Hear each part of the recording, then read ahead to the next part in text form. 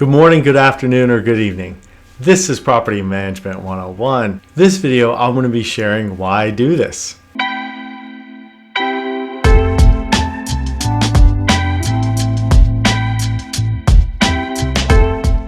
This video, I'm going to go over into the why behind this channel. Before putting any of these practices into place, I would highly recommend watching my disclosure video as well as my why I do this video. This video will be an updated why I do this from my original one that I released in 2022. So if you watch this video, you do not need to watch that original video. And that same applies for the disclosure video as well. I think it's important before you watch any of my videos or put any of those practices into place, you understand the why behind this channel and these videos. I've always been a student of the property management industry, and when I would often do research looking for training, tips and tricks, good practices, I was always so surprised how little there was out there for those people that work in the property management industry.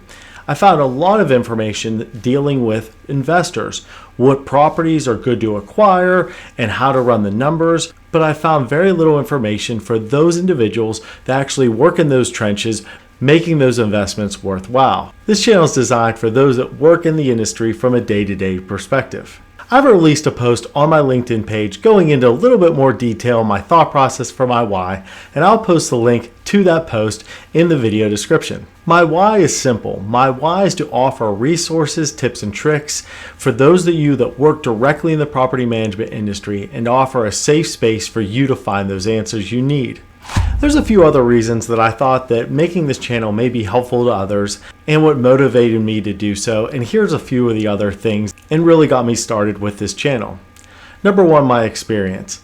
I have a lot of diverse property management experience that I'll be going into a little bit later during this video. I felt with the experience I had, I could bring value to someone else and pass that information along and be helpful. Another reason that I felt that this channel may be of benefit to others is that I've had the opportunity to work with some amazing people.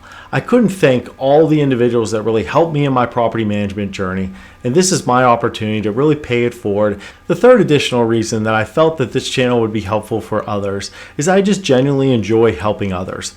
I'm in a lot of property management online groups, and I'm still in close contact with a lot of individuals I worked with in the past in this industry, and I generally enjoy helping them out in their property management journey and also learning from them as well of things going on in the industry and what they're seeing in those particular markets they're working in. Another reason I felt this channel would be helpful and bring value to others is one of the dynamics I often hear when I talk to employees at a new property or an employee that's new with a company is I often hear the phrase, "I was just handed the keys." There was very little or no training whatsoever before they got started. And this is a real shame. I think we're devaluing ourselves as professionals in the property management industry. And I felt that if I could offer a platform for those individuals in those situations, that it would be something that would be super appreciated by many people in the industry. Another common thing I've heard in the industry is the training overload. So they did get training, but at first there was so much information, it was like information overload. They couldn't absorb it all. So I wanted to provide a platform where individuals can stop, start, play those videos that would help them in their new position or role within that company. Another reason is just I wanted to offer a safe space when it comes to finding your answers for the property management industry.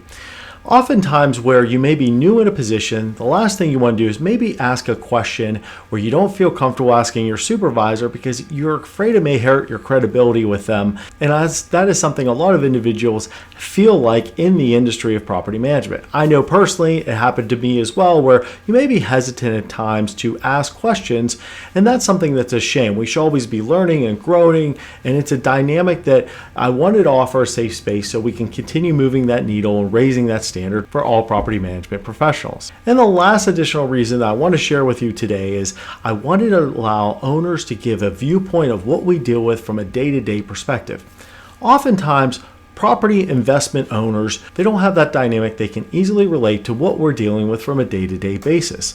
By providing this channel and going over so many different aspects and practices in the industry, I thought this may be helpful for owners as well if they're curious to know what's going on in the day-to-day of the property management world. As much as the property management industry has changed over the years, I still feel that the basics is what really separates good companies and bad companies and properties.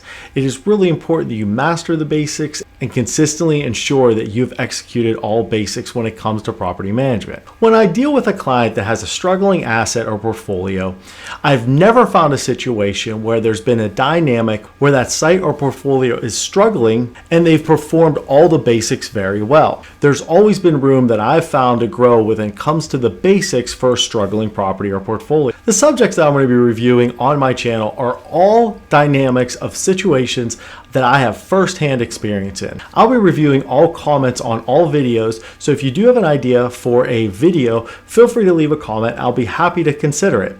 If it is a situation though that I don't have firsthand experience, I may not post that video because it's not something that I can speak to firsthand. A lot of the videos and practices that I'll be discussing on this channel will work best for the single family side of the industry or the multifamily side of the industry.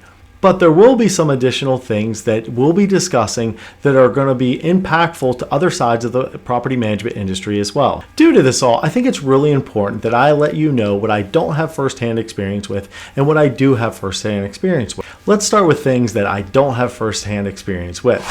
I do have experience with hotels, short-term rentals, military, vacation homes, or high-rises. If you do have a question that deals directly with only this side of the industry, then I may not be the channel that would best help you in finding those answers. Some of the topics that I may cover in my videos may be relatable, but I can't confirm that if that's the case without having that firsthand experience. I do have property management experience in the following demographics and asset types: student housing, conventional, Section 8, mid-rises, cottage style, garden style, single family homes, condos, and commercial. And I've worked in many different markets across 19 states. Over the years, I've been able to gain many different types of training, certificates, and licenses. Here's some examples of some trainings, licenses, and certificates I've gained over the years. While I was working in Colorado, I took a class that was dealing with landlords and their legal rights as they deal with residents dealing with marijuana. In Ohio, I had a tanning bed at one of my properties,